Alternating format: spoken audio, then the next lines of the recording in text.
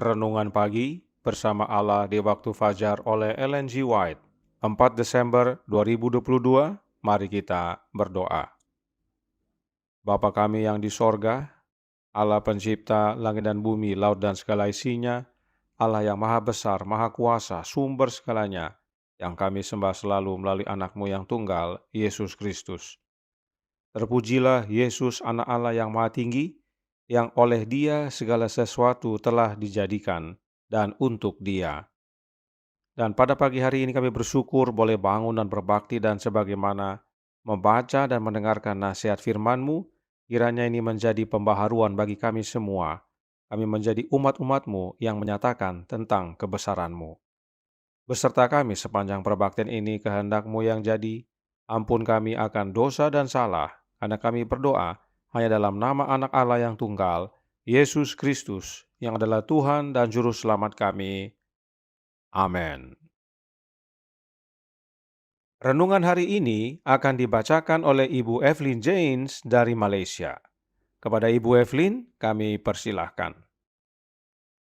Selamat pagi kepada semua pendengar renungan pagi pada hari ini 4 Desember 2022 bertajuk Bentangan Langit Menyatakan Kebesarannya.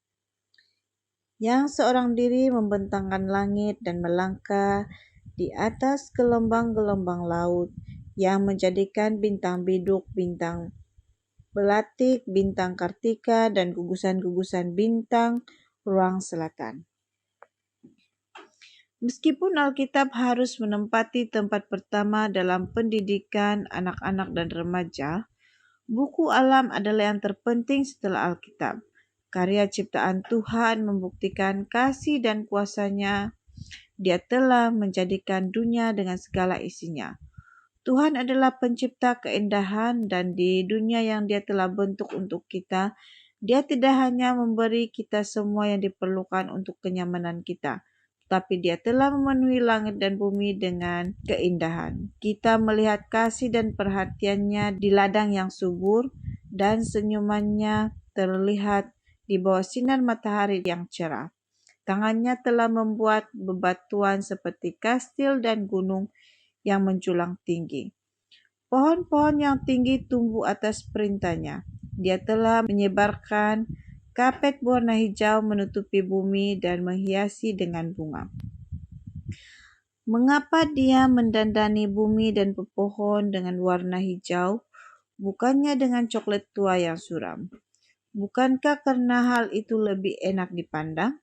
Dan tidakkah hati kita akan dipenuhi dengan rasa syukur saat kita membaca bukti kebijaksanaan dan kasih-Nya dalam keajaiban ciptaannya? Energi kreatif yang sama yang membawa dunia ini masih digunakan untuk mempertahankan alam semesta dan melanjutkan pengendalian alam semesta. Tangan Tuhan membimbing planet-planet dalam perjalanannya yang teratur melintasi langit. Bukan karena kekuatan yang melekat, tahun demi tahun bumi telah bergerak mengelilingi matahari dan menghasilkan kekayaannya. Melalui kuasa-Nya, tumbuh-tumbuhan tumbuh subur, daunnya muncul dan bunganya mekar. Seluruh alam semesta dirancang untuk menggambarkan tentang kasih Tuhan. Dalam Counsel to Teacher halaman 185 hingga 186. Terima kasih atas penatelanan Ibu Evelyn. Tuhan Yesus memberkati. Selamat pagi saudaraku dalam Tuhan. Renungan hari ini membicarakan tentang kebesaran Allah. Siapakah Allah yang dimaksudkan dalam buku Ayub? Kita buka Ayub 1 ayat 21 dan 22 yang berkata, katanya, dengan telanjang aku keluar dari kandung ibuku, dengan telanjang juga aku akan kembali ke dalamnya. Tuhan yang memberi, Tuhan yang mengambil, terpujilah nama Tuhan. Dalam kesemuanya itu, Ayub tidak berbuat dosa dan tidak menuduh Allah berbuat yang kurang patut. Allah yang Ayub maksudkan bernama Tuhan dalam huruf besar, dan Dia adalah Jehovah, yaitu Allah Bapa. Dan tentang Allah Bapa, Ayub berkata dalam Ayub 9 ayat 8 dan 9, berbunyi, "Yang seorang diri membentangkan langit dan melangkah di atas gelombang-gelombang laut, yang menjadikan bintang biduk, bintang belantik, bintang kartika, dan gugusan-gugusan bintang ruang selatan." Inilah ayat inti renungan hari ini, dan dengan jelas Ayub menyanggah adanya Trinitas. Sebab berdasarkan doktrin Trinitas, Gereja Advent yang sekarang ini mengajarkan bahwa ada 3 oknum yang menciptakan.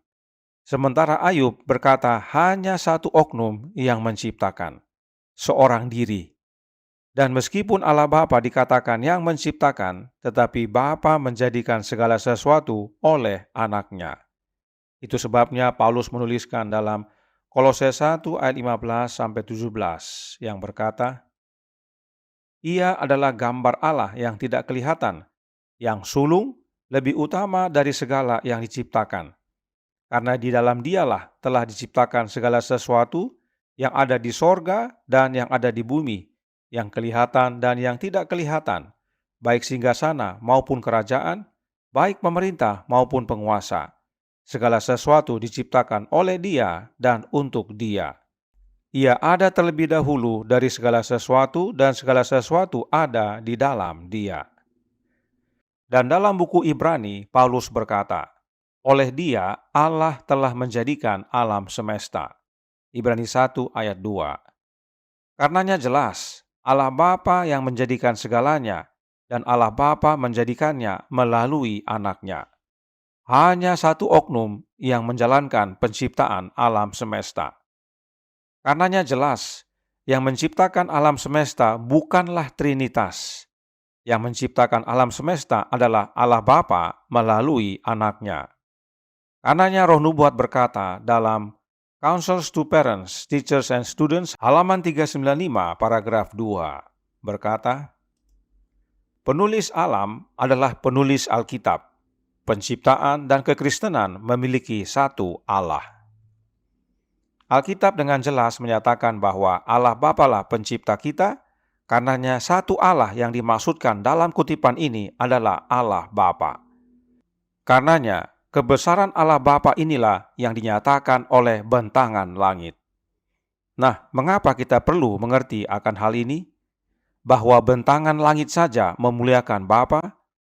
Bagaimana dengan kita? Roh Nubuat menjelaskan yang berikut ini dalam Membina Keluarga Bahagia halaman 212 paragraf pertama. Dikatakan, melalui perantaraan yang demikian, ia boleh memberikan kepada mereka pelajaran yang paling penting tentang Khalik, oleh membukakan di hadapan mereka buku alam, kejadian yang benar, di mana cinta Allah diucapkan dalam setiap pohon, kembang, dan daun-daun rumput. Ia boleh memberi kesan dalam pikiran mereka, suatu fakta bahwa kalau Allah memberikan perhatian yang begitu banyak kepada pohon-pohon dan bunga-bunga, maka ia akan memberikan perhatian yang lebih besar lagi kepada makhluk-makhluk yang dijadikan menurut petanya. Pohon, bunga, dan daun rumput saja diperhatikan oleh Allah. Allah memberikan perhatian besar kepada pohon-pohon dan bunga-bunga serta rumput. Itu sebabnya Allah memuji Allah.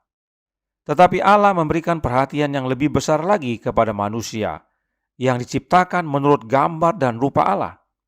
Tetapi, adakah kita menyatakan kebesaran Allah Bapa kepada sesama? Kita tidak menyatakan kebesaran Allah Bapa kepada sesama kita. Dan karenanya kita perlu belajar.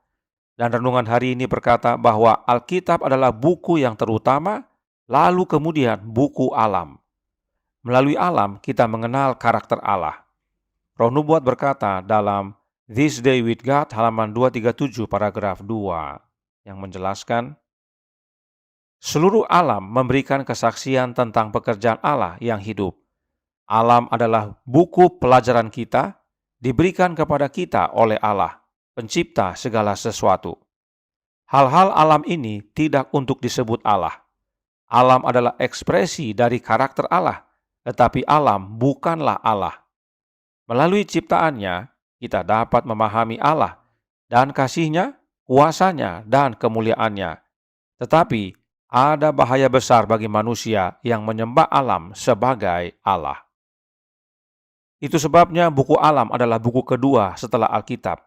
Sebab Allah menceritakan tentang kasih Allah, kuasanya, serta kemuliaannya. Melalui alam, kita mengenal ekspresi karakter Allah. Tetapi yang penting diingat adalah bahwa alam bukanlah Allah. Kita tidak menyembah alam sebagai Allah. Kita menyembah Allah Bapa yang menjadikan seluruh alam semesta melalui anaknya. Karenanya, pujilah Allah Bapa yang adalah pencipta, dan pujilah anak Allah yang telah menciptakan segalanya. Kiranya ini menjadi sukacita dan pembaharuan bagi kita semua. Tuhan memberkati, saya bawa dalam nama Yesus. Amin. Mari kita berdoa. Bapa kami yang di sorga, Allah pencipta langit dan bumi, laut dan segala isinya, Allah yang maha besar, maha kuasa, sumber segalanya, yang kami sembah selalu melalui anak-Mu yang tunggal, Yesus Kristus.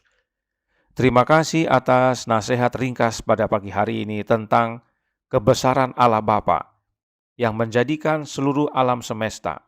Dan Engkau ya Bapa menjadikannya melalui anak-Mu yang tunggal, Yesus Kristus. Karenanya dalam kehidupan kami penting belajar dari alam agar kami mengenal Bapa dan Anak, khususnya karakternya, dan kami nyatakan kepada sesama. Dan oleh pengenalan akan Engkau ya Bapa dan mengenal anak-Mu, maka banyak yang menerima kehidupan yang kekal. Karenanya tolong kami ya Bapa, curahkan roh anak-Mu dalam hati ini, sebab hanya oleh kehadiran Roh Kristus kami dapat belajar dengan benar dari buku alam. Dan kiranya melalui pelajaran-pelajaran alam, hidup kami diubahkan menjadi serupa dengan Engkau, serupa dalam karakter-Mu. Beserta kami sepanjang hari ini kehendak-Mu yang jadi, ampun kami akan dosa dan salah, karena kami berdoa hanya dalam nama anak Allah yang tunggal, Yesus Kristus, yang adalah Tuhan dan Juru Selamat kami. Amin.